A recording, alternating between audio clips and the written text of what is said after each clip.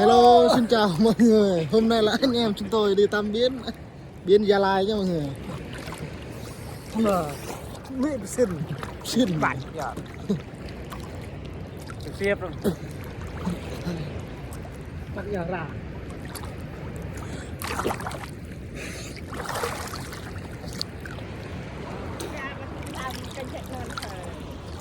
Hello mày.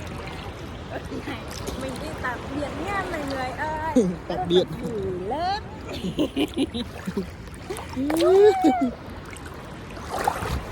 Bên kia là nhà lầu nhá.